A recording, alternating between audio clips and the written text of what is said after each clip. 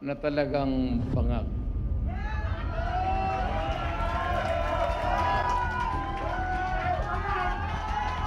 Bago tayo magpatuloy, kung hindi ka pa nakasubscribe sa ating channel, mag-subscribe na. Para sa ating future update, former President Duterte binanatan si Bongbong Marcos. Naging viral na nga ngayon ang mensahe ni Pangulong Duterte kay PBBM sa kabila ito sa mga naging pahayag ni PBBM sa kampo ni Pangulong Duterte noong nakaraang proclamation rally ng kanilang partido. Dito sinabi ni PBBM na mahihirapan raw ang grupo ng kanilang mga katunggali dahil malalakas umano ang kanilang kumpiyansa na lulusot ang lahat ng kanilang senador. Ngayon bumawi naman si FPRRD at sinabing dapat pagtuunan umano ng administrasyon ang mga problema sa pagtaas ng mga bilihin, kawalan ng trabaho at iba pang suliranin ng bansa.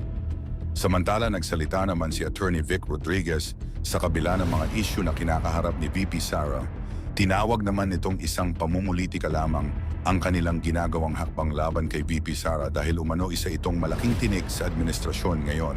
Dahil kung matatandaan natin, ay inamin ni VP Sara ang posibilidad na tumakbo itong presidente sa darating na 2028 presidential election. Samantala nagpaabot naman ng pasasalamat si VP Sara sa lahat ng sumuporta sa ginawang proclamation rally. Ipinapaabot ko ang aking taos-pusong pagbati sa lahat ng miyembro at taga-suporta ng Partido Demokratiko Pilipino na nagtitipon-tipon ngayong araw na ito para sa Senatorial Candidates Proclamation Rally. Kaysa ng ating mga kababayang patuloy na naghahangad ng isang magandang kinabukasan. Ipinapaabot ko ang aking pasasalamat sa inyong pagpupunyaging magbigay daan sa isang tunay at makabuluhang pagbabago. Salamat sa inyong pagtanggap sa tawag ng serbisyo publiko sa kabila ng mga hamong kaakibat nito. Ako ay nagtitiwalang nasa taong bayan ang kapangyarihang baguhin ang kasalukuyang takbo ng ating bayan sa pamamagitan ng pagboto sa mga taong karapat-dapat, tapat at matiyagang maglilingkod sa bayan. Kasama ninyo kaming nagdarasal para sa tagumpay ng ating mga advokasya, alang-alang sa kapakanan ng ating mga komunidad at kapwa Pilipino.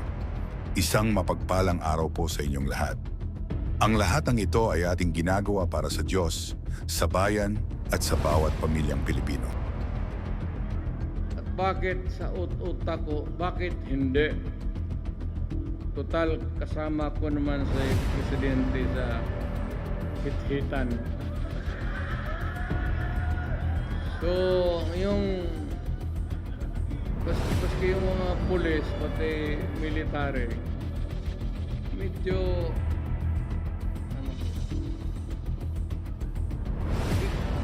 because of the incongruity.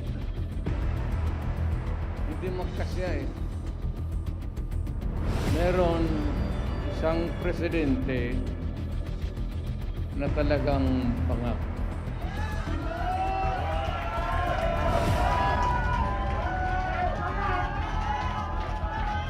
Hindi naman buang, pero yung bisyo ng droga, long term yan. Maging ulol si Marcos,